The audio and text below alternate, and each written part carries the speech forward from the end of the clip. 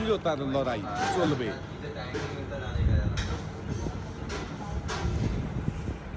মাথার উপরে বড় বল ধরে নিজেকে সুন্দরভাবে ব্যালেন্স করতে হবে।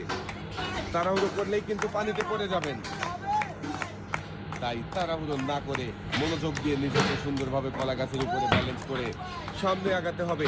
আর সামনে রাখা ঝুড়িতে ফেলতে হবে মাথার উপরে থাকা বড় বল। বড় বল ঝুড়িতে বাঁধাতে পারলেই কিন্তু আপনি বিজয়ী হয়ে যাবেন।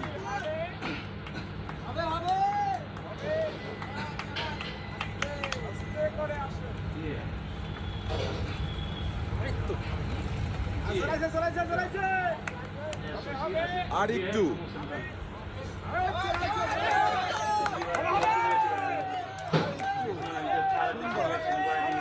ব্যালেন্স করেন, চেষ্টা করেন মনোযোগ দিয়ে। এবারে বল ছুড়বে দেখি।